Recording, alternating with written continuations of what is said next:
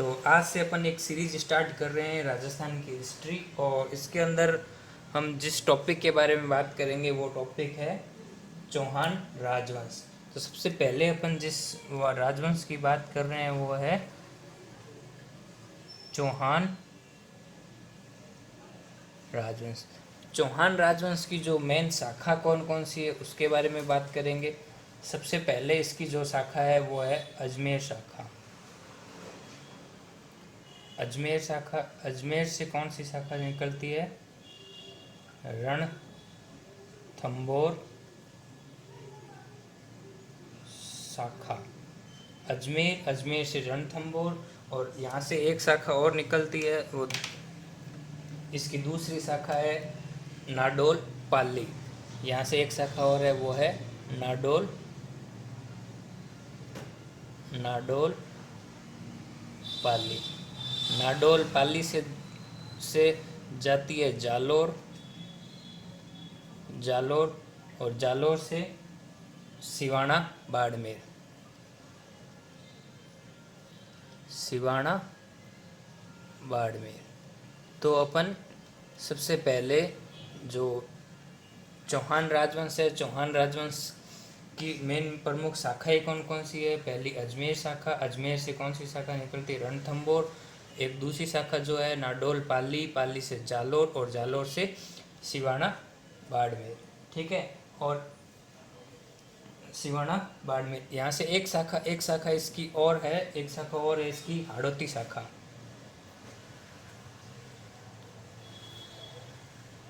कौन सी? हाड़ौती शाखा। यहाँ पे हाड़ा चौहानों ने, यहाँ पे हाड़ा चौहानों ने क्या किया था? राजवंश किया था। ठीक है, तो ये प्रमुख ये शाखाएं हैं, इनके जो महत्वपूर्ण कार्य हैं वो अपन बात करेंगे। तो इसके अंदर जो सबसे पहले इसकी बात करते हैं जो अजमेर शाखा के बारे में। सबसे पहले अपन बात करेंगे अजमेर शाखा।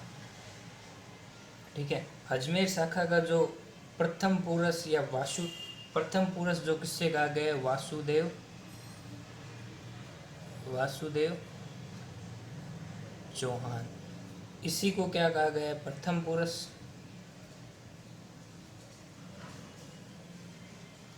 इसी को प्रथम पुरुष, आदि पुरुष,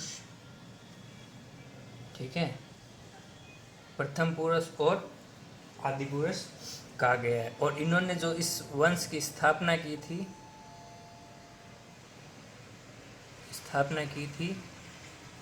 551 ईस्वी में। तो इन्होंने तो अब तक अपने ये देखा कि अजमेर शाखा है, रणथंभौर शाखा है, और अजमेर शाखा में जिसने वो प्रथम पुरुष जो माने जाते हैं वासुदेव चौहान माने जाते हैं। इन्होंने जो स्थापना की थी वो 551 ईस्वी में की थी। ठीक है, इसके बाद इसी का जो है आगे ये जो इसका विवरण मिलता है वो बिजोलिया शिलालेख के अंदर मिलता है। बिजोलिया शिलालेख जो पहला इसका है वो है बिजोलिया शिलालेख।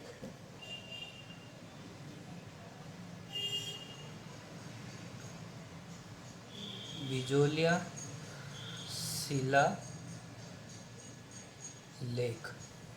बिजोलिया शिलालेख जो है एक पार्श्वनाथ जैन मंदिर है वहाँ पे मिला है। बिजोलिया शिलालेख में क्या है? एक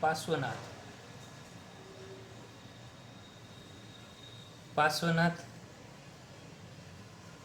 जैन मंदिर है, वहाँ पे ये शिलालेख मिला है। इस शिलालेख ये जो है वो किस भाषा में? संस्कृत भाषा में। संस्कृत भाषा में ये लेख लिखा गया है। ठीक है, और ये कितने पदों में है? संस्कृत भाषा में लिखा गया है और 13 पदों में है। 13 पदों में ये लेख लिखा गया है। ठीक है, और इस बिजोलिया शिलालेख के अंदर ये बताया गया है वासुदेव चौहान जो है वासुदेव चौहान है, इन्होंने 551 ईस्वी में क्या किया था, इसकी स्थापना की थी।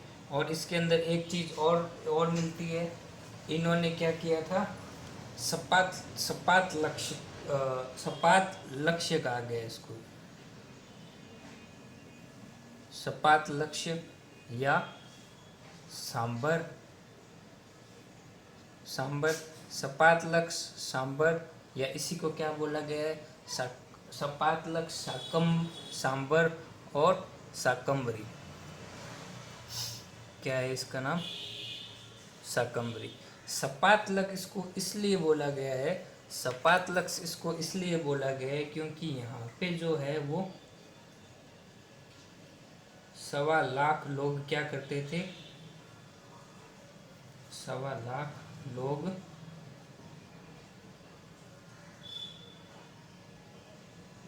यहाँ पे निवास करते थे, इसलिए इसको क्या बोला गया है, सपात लक्ष्य।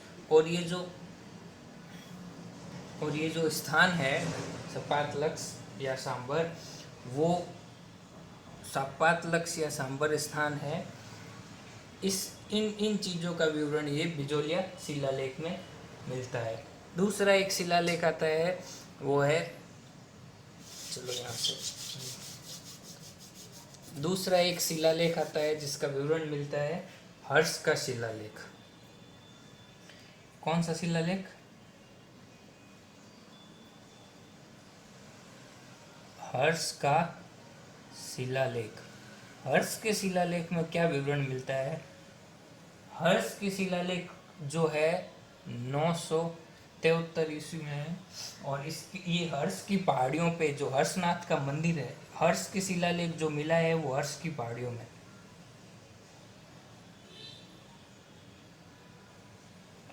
हर्ष की पहाड़ियाँ,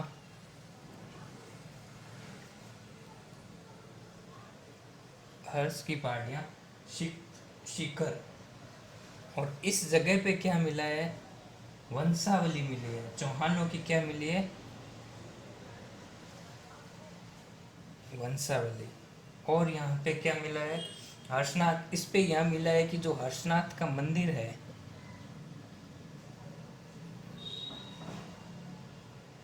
हर्षनाथ का जो मंदिर है वो अल्लट ने बनाया है। किसने, अल्लट। अल्लट कौन सा है, चौहान राजवंश, चौहान राजवंश का, ठीक है। और इसमें क्या है कि चौहानों को यहाँ पे क्या है, चंद्रवंशी बताया है। इस शिलालेख के अंदर चौहानों को क्या बताया है, चंद्रवंशी बताया है। इस शिलालेख के अंदर चौहानों को क्या बताया है, चंद्रवंशी। चौहानों को क्या बताया गया है, चंद्रवंशी। ये चंद्रमा के आकार कोई, क्योंकि ये शिलालेख कहता है कि चौहान क्या है, चंद्रवंशी है, ठीक है। तो यहाँ तक की बात कंप्लीट हो गई। इसके बाद जो इम्पोर्टेंट शिलालेख है वो शिलालेख है चित्तौड़गढ़ शिलालेख। उसके बाद जो शिलालेख है वो है चित्तौड़गढ़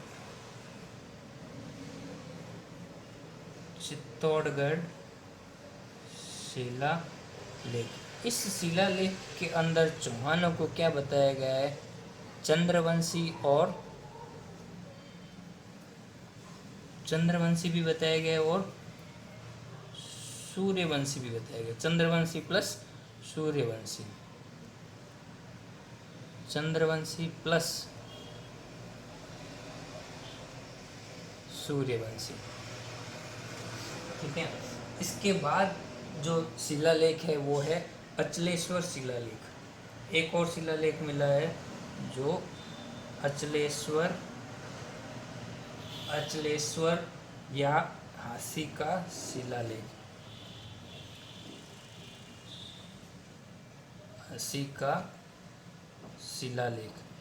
इसके अंदर जो बात कही गई है वो कही गई है चंद्रवंशी, और वो चंद्रवंशी इसके अंदर क्या बताया गया है, ये चंद्रवंशी बताया गया है।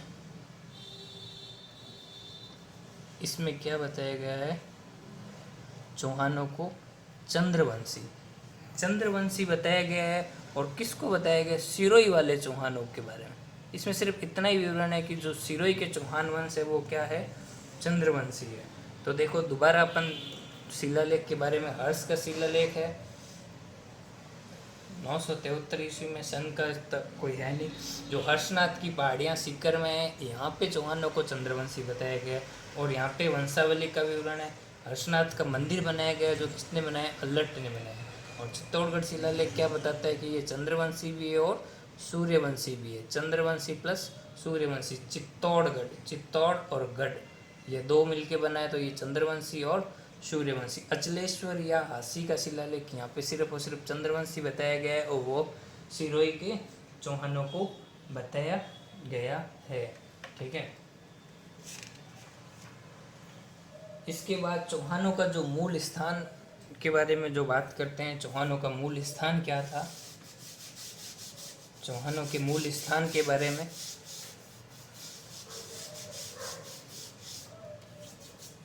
चौहानों का मूल स्थान जो है वो आरंभिक जो स्थान है वो सपात लक्ष्य,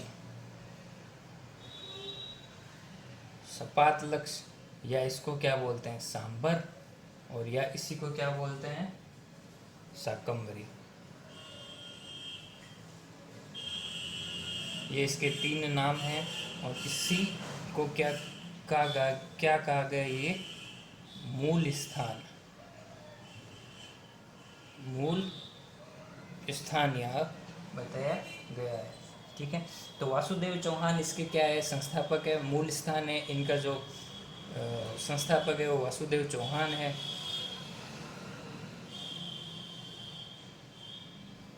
इनका संस्थापक वासुदेव चौहान है।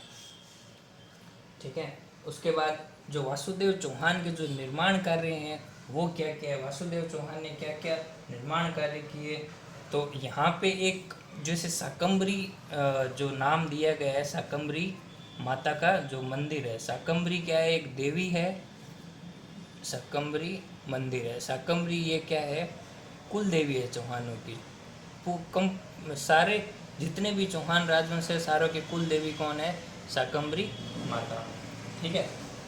तो ये शाकंभरी माता ने क्या किया था कि जो अकाल राहत कार्य के लिए, अकाल राहत कार्य के लिए साग और सब्जियों का कार्य, राहत कार्य के लिए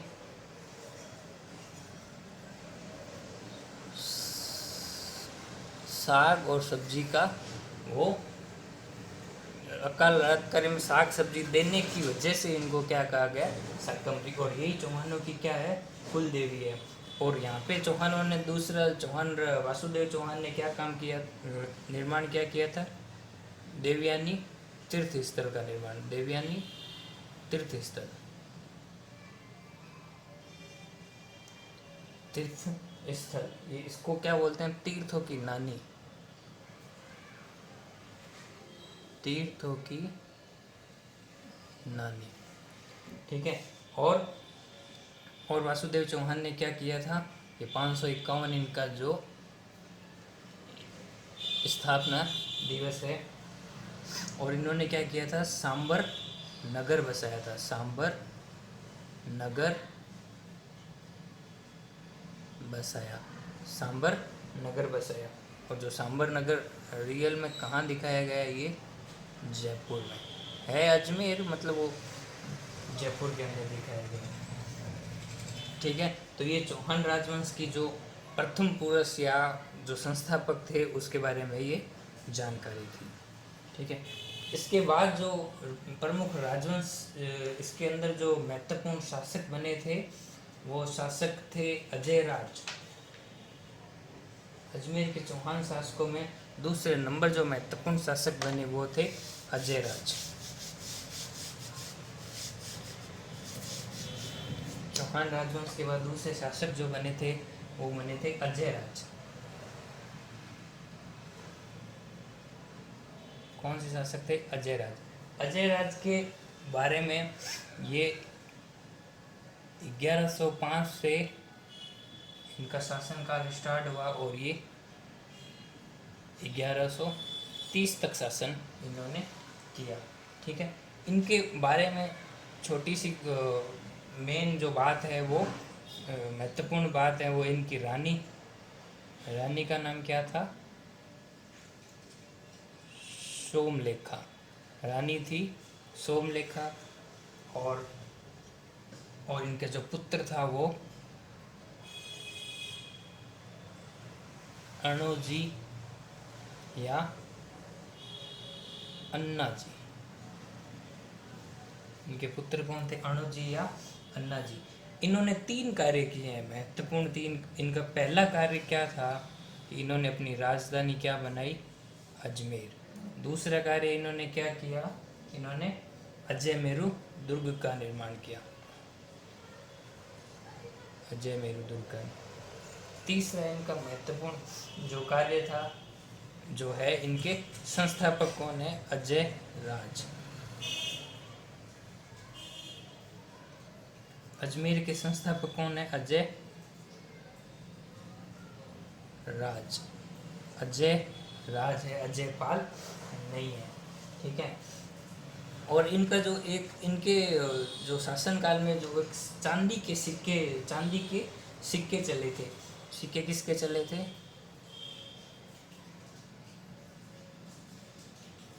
चांदी के सिक्के किसके नाम के भी चले थे? वो सोमलेखा के नाम से। ये इनकी पत्नी है सोमलेखा, इनके नाम से, या इनकी रानी जो, इनके नाम से इन्होंने सिक्के भी चलाए थे। ठीक है, और इन्होंने क्या है कि 1130 के अंदर क्या ले लिया था? संन्यास ले लिया था, और यहीं पे अपने पुत्र अणु जी को या अन्ना जी को क्या कर दिया? अपना शासन सौंप दिया। जबकि इनकी मृत्यु तो 1130 में हुई थी।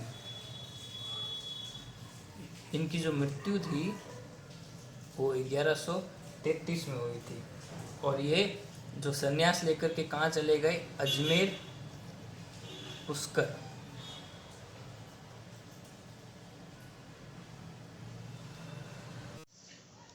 हाँ, तो चौहान राजवंश के अंदर अपन ने पहले देखा, चौहान राजवंश में अजय राज तक अपन ने बात की। तो अजय राज के बारे में दोबारा रिपीट कर देते हैं। मतलब जो पहली जो राजधानी इनकी बनी थी वो बनी थी अहिछत्रपुर। अहिछत्रपुर नागौर। पहली राजधानी अहिछत्रपुर नागौर। बनाने वाले कौन थे? वासुदेव। दूसरी राजधानी कौन सी बनी? वो राजधानी बनी अजमेर। अजमेर। बनाने वाले कौन थे? अजय राज। अजय राज। अजय राज के बारे में 3 जानकारी हैं। पहली जो जानकारी है वो है अजमेर राजधानी बनी। दूसरी इसकी जानकारी है वो अजय मेरू दुर्ग बनाया। अजय मेरू दुर्ग। तीसरी इनकी जो जानकारी है वो है इन्होंने अपने नाम से क्या चलाई? सिक्के चलाई। और जो इनकी रानी है सोमलेखा, रानी सोमलेखा नाम से भी क्या चलाई? मुद्राएं। और ये मुद्राएं किसकी थी? चांदी की। ठीक है, तो ये अजय राज के बारे में 3 जानकारियाँ इम्पोर्टेंट है। ठीक है, अब अपन इसके बाद जिस शासक के बारे में बात कर रहे हैं वो शासक है, इनके जो पुत्र हैं वो है अन्ना जी। अन्ना जी या अन्ना जी, इनके बारे में अभी विस्तार से देखेंगे। तो अन्ना जी के बारे में जो जानकारी मिलती है वो जानकारी मिलती है अन्ना जी ने उपाधियां धारण की थी। अन्ना जी या अर्णो जी, अर्णोराज इन्हीं को बोलते हैं अन्ना जी। और इन्होंने जो शासन किया था वो 1133 से लेकर के 1155 तक किया था। 1130 के अंदर ही उनकी मृत्यु हो गई थी। अजयराज ने 1130 में ही शासनकाल छोड़ दिया था और अपने ज्येष्ठ पुत्र अन्ना जी को बना दिया था। ठीक है, तो अन्ना जी ने जो उपाधियां धारण की थी, वो उपाधियां सबसे पहले जो उपाधि धारण की थी, उपाधि इन्होंने धारण की थी पहली, वो थी महाधिराज, महाराजा धीराज। दूसरी इन्होंने उपाधि धारण की थी परम भटनागर, परम भट्टारक। तीसरी इन्होंने उपाधि धारण की थी वो है परमेश्वर। कितनी उपाधियां धारण की थी इन्होंने? तीन उपाधियां इन्होंने धारण की थी। पहली उपाधि जो धारण की वो है आदिराज, दूसरी परम भट्टारक, तीसरी परमेश्वर। और एक इन्होंने क्या कार्य किया था? अन्ना सागर झील का निर्माण किया। अन्ना सागर झील, अन्ना सागर झील का क्या किया था? निर्माण किया था। अन्ना सागर झील का निर्माण इन्होंने इसलिए किया था क्योंकि यहाँ मुस्लिम आक्रांता थे। इनके कारण से मुस्लिम 1137 के अंदर क्या हुआ था? 1137 के अंदर क्या हुआ था? मुसलमानों ने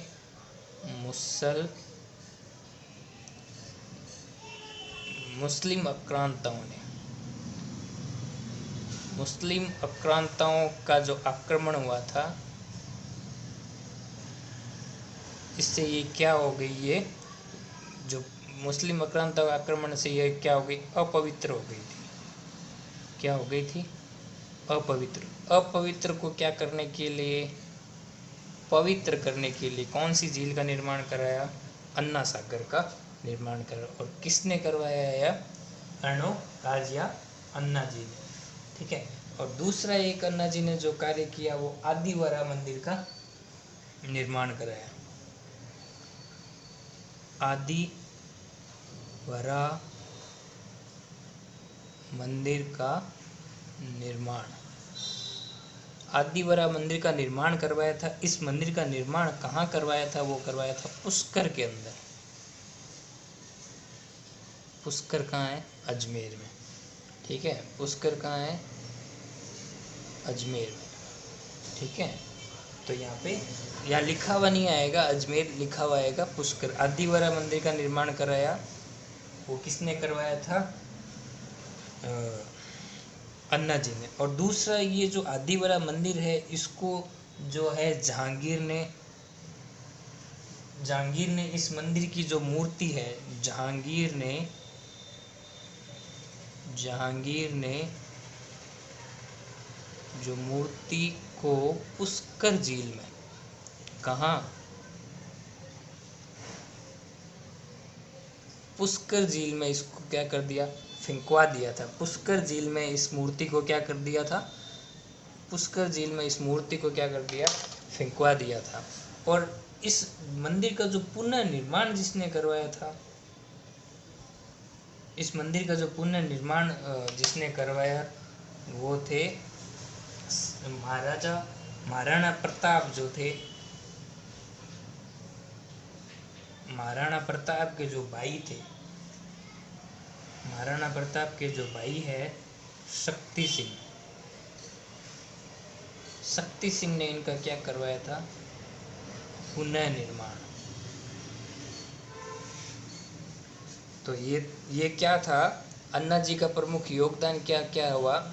अन्ना जी ने एक तो 1130 से 1155 तक 3 उन्होंने उपाधियां धारण की, महाराजा धीराज, परम भट्टारक, परमेश्वर। उसके बाद उन्होंने अन्ना सागर झील का निर्माण करवाया। 1137 में जब मुस्लिम आक्रांताओं का आक्रमण हो गया था, तो ये पृथ्वी क्या, मतलब ये जगह जो अपवित्र हो गई थी, इसको पवित्र करने के लिए अन्ना जी ने कौन सी झील का निर्माण करा? अन्ना सागर झील का निर्माण करा। उन्होंने एक आदिवरा मंदिर का निर्माण करवाया था, जो क्या है कि जहांगीर ने जो इस आदिवरा मंदिर की जो मूर्ति थी उसको पुष्कर झील में फेंकवा दिया था। फिर इसका जो पुनर्निर्माण, इस आदिवरा मंदिर का जो पुनर्निर्माण महाराणा प्रताप के जो भाई थे शक्ति सिंह, उन्होंने इसका पुनर्निर्माण करवाया था। ठीक है, तो इनके बारे में ये जानकारी मिलती है।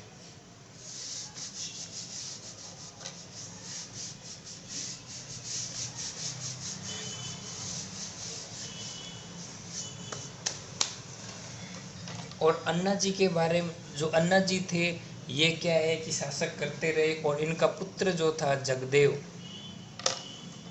इनका जो पुत्र था जगदेव, जगदेव अन्ना जी का क्या था, पुत्र था, और वो क्या बनना चाहता था, शासक। और शासक बनना चाहता था, इसलिए उसने क्या किया, अपने पिता की हत्या कर दी। पिता की हत्या कर दी, किसकी, अन्ना जी की। अन्ना जी या अर्णोराज की हत्या कर दी। ठीक है, अर्णोराज की हत्या कर दी, तो ये क्या हो गया, पितृहंता। पितृहंता, और ये पितृहंता क्या है, चौहानों का प्रथम पितृहंता है। चौहानों का प्रथम पितृहंता है। ठीक है, चौहानों का प्रथम पितृहंता कौन है, ये जगदेव। चौहानों का प्रथम पितृहंता कौन है, जगदेव, और ये पुत्र किसका था, अन्ना जी का। ठीक है, तो इसके बारे में ये जानकारियाँ मिलती है। इनके जो दो दरबारी कवि थे अन्ना जी के, उन दोनों का नाम था धर्म घोष। एक का नाम था धर्म घोष, प्लस दूसरा जात जो था देव घोष। तो इसको एक साथ बोल लें तो क्या कहते हैं, धर्म देव घोष। ये दो क्या थे, दरबारी कवि थे। धर्म देव घोष दरबार में रहने वाले प्रखंड विद्वान थे या कवि थे, विद्वान। ठीक है, तो ये अपना क्या होता है, अन्ना जी के बारे में जो महत्वपूर्ण जानकारी थी वो यही थी। इसके बाद जो इसके जो शासक बने वो बने विग्रहराज चतुर्थ। जो शासक बने वो बने विग्रहराज चतुर्थ। जो शासक बने वो बने विग्रहराज चतुर्थ। विग्रहराज चतुर्थ, या इनको बोलते हैं बिसलदेव चौहान।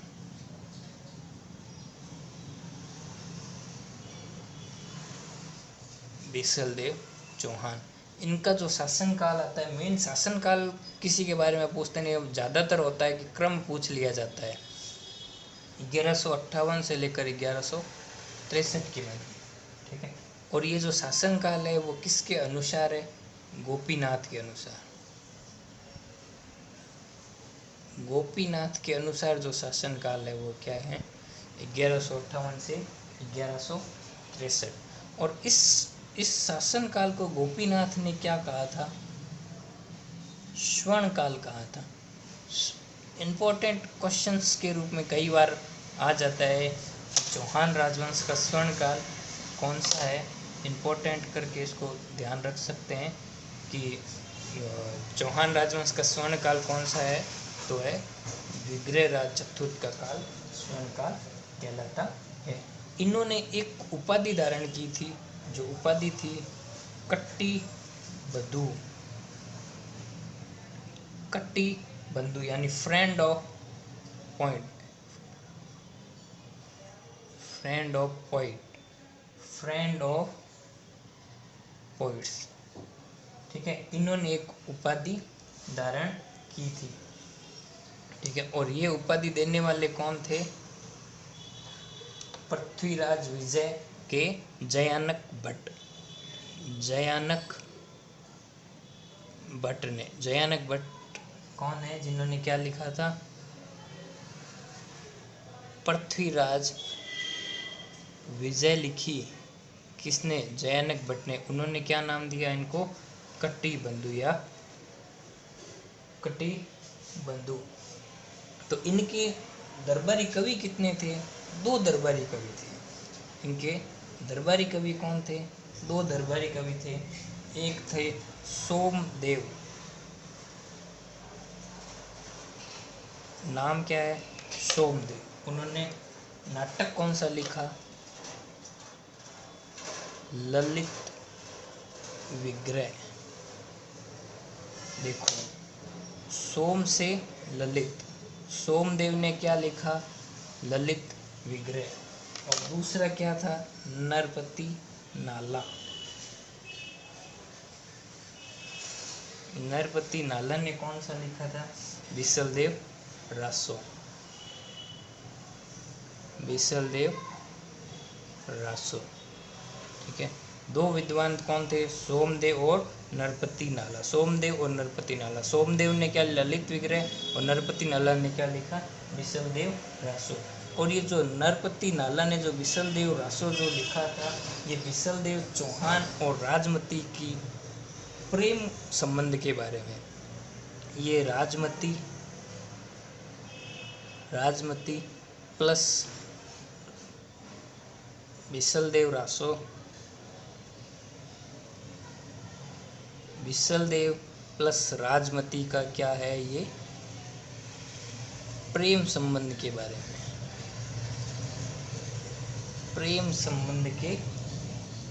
प्रेम संबंधों का वर्णन है, ठीक है। तो नरपति ने क्या, नर का जो पति है उसने क्या लिखा? विसलदेव रासो। और इसके अंदर क्या है? राजमती और विसलदेव का प्रेम संबंधों का वर्णन इसके अंदर मिलता है, ठीक है।